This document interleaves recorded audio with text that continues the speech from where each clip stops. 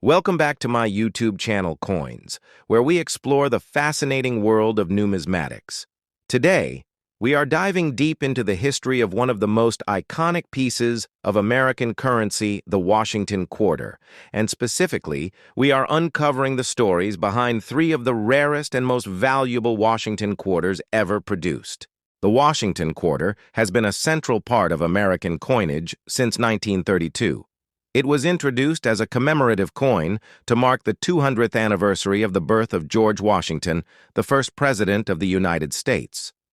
The original design was created by sculptor John Flanagan, whose profile of Washington was based on a bust made by Jean-Antoine Houdon in the late 18th century. Dedicated to rare coins, valuable discoveries, and the fascinating world of numismatics. Today, we delve deep into the history, significance, and numismatic details of the 1972 Washington Quarter, a coin that continues to attract collectors, historians, and enthusiasts alike for its historical context, design attributes, minting variations, and its place in American economic and cultural evolution. The story of the 1972 Washington Quarter begins with the origin of the Washington Quarter series itself, which was first minted in 1932, to commemorate the 200th anniversary of George Washington's birth. The decision to honor America's first president on the quarter came after much debate and planning in the early 20th century, when the United States Treasury aimed to redesign its coinage for aesthetic and patriotic purposes instead of using the traditional allegorical representations of liberty. A movement led by Treasury Secretary Andrew W. Mellon suggested the coin should depict an American hero, in this case George Washington, to inspire national pride during a time of economic hardship as the Great Depression gripped the nation. The chosen design was by sculptor John Flanagan, whose right-facing bust of Washington was selected over other artistic submissions, including a popular design by Laura Gardner Fraser. Though Flanagan's rendition was somewhat controversial for not being as stylistically refined, it ultimately became a staple of American coinage for decades and has remained largely unchanged on circulating quarters until the state quarters program began in 1999. The 1972 Washington Quarter came at a time of significant historical and economic developments in the United States. The country was dealing with post-Vietnam War transitions, Cold War tensions, and domestic economic instability, including the end of the Bretton Woods system, the growing energy crisis, and inflationary pressures, which influenced how Americans viewed money and savings. The quarter served not only as a means of commerce, but also as a cultural artifact reflecting the resilience and continuity of American ideals and leadership through the image of George Washington. In terms of composition, the 1972 quarter was minted in the so-called copper-nickel-clad format, a change that began in 1965 following the Coinage Act of 1965, which eliminated silver from circulating dimes and quarters due to rising silver prices and hoarding behavior. The new quarters consisted of an outer layer of 75% copper and 25% nickel bonded to a core of pure copper. This change allowed for greater coinage output at lower costs and ensured the continued availability of small-denomination currency. The 1972 quarters were minted in three locations: Philadelphia, Denver, and San Francisco. The Philadelphia quarters bear no mint mark, while the Denver coins are marked with a small D and the San Francisco coins with an S. The San Francisco Mint primarily produced proof coins for collectors. These proof coins are struck using specially prepared dies and polished blanks, resulting in a high-quality finish, with sharp details and mirror-like fields. Millions of 1972 quarters were minted, with over 311 million produced in Philadelphia, over 217 million in Denver, and more than 3 million proof coins from San Francisco.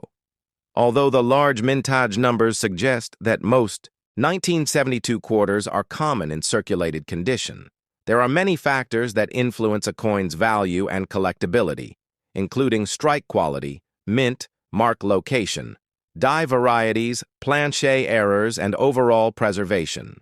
A closer look at minting technology of the time reveals how even small inconsistencies could lead to collectible varieties. For example, double die obverse or reverse errors occur when the coin die receives a misaligned impression from the hub, resulting in doubled features on the coin. Such varieties are highly sought after by collectors and can significantly increase the coin's value depending on severity, visibility, and rarity in the case of the 1972 Washington Quarter. There are known minor die varieties and errors, though none are as prominent as those seen in other years. Nevertheless, searching for small anomalies like die, cracks off center strikes, clipped planchets, or repunched mint marks can be a rewarding pursuit for dedicated numismatists. The obverse of the 1972 quarter retains the classic Flanagan portrait of George Washington with the word Liberty inscribed above the date 1972 below and the motto, "In God We Trust," to the left of Washington's profile over the decades. This design has become deeply ingrained. American visual culture symbolizing leadership and stability. The reverse features a heraldic eagle with outstretched wings clutching a bundle of arrows with olive branches below, and the inscriptions United States of America and quarter dollar. Surrounding the image, the eagle symbolizes strength and the olive branches peace, a duality that reflects the nation's global posture during the 1970s. Analyzing the broader historical context of 1972 gives more depth to the coin's narrative that year. President Richard Nixon was re-elected in a landslide victory despite the beginnings of the Watergate scandal, which would unravel the presidency in the years to come. Internationally, the United States was adjusting to a shifting global order as relations with China opened up and the Soviet Union remained a central concern economically. The U.S. saw the unraveling of the gold standard inflationary pressures and stagnation challenges that influenced public trust in financial institutions and, by extension, the physical money in their hands. Coins like the 1972 quarter circulated widely in an era of social upheaval, from civil rights movements to the questioning of governmental authority, making these coins silent witnesses to dramatic changes in American society. From a numismatic perspective, grading plays a crucial role in determining the value of a 1972 quarter. Circulated examples are typically worth face value, though high-grade examples, especially those graded MS-67 or higher by professional services like PCGS or NGC, can command significant premiums. This is due to the difficulty in finding well-preserved examples from high mintage years, where production quality can be inconsistent. Collectors often seek quarters with full detail, minimal contact marks, and strong luster in both business strikes and proofs. The proof versions of the 1972 quarter struck in San Francisco are also of interest. Proof coins are manufactured using a meticulous process that involves multiple strikes under higher pressure using specially polished dies and blanks, resulting in mirror-like fields and frosted details. In the 1972 proof set, the quarter is accompanied by other denominations, including the cent, nickel, dime, and half-dollar, all bearing the S Mint mark. These sets were sold by the U.S. Mint in specially packaged sets for collectors and remain popular in the numismatic community. Beyond their physical and aesthetic features, coins like the 1972 Washington Quarter serve as educational tools for learning about the minting process, U.S. history, monetary policy, and design evolution. They are also stepping stones for new collectors who often begin their journey with accessible series like the Washington Quarters before progressing to more specialized or rare coin collections. Many young collectors start by pulling quarters from circulation, checking dates, mint marks, and condition, and eventually learning about the deeper historical significance behind these seemingly ordinary objects.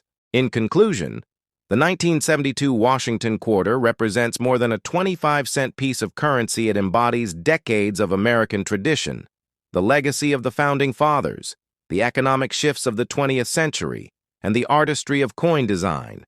Its place in history is secure, not because of rarity, but because of the story it tells about America, its people, and its values. Every time a 1972 quarter changes hands, it carries with it a fragment of that larger narrative, a reminder that coins are not just money, but miniature monuments to our collective journey.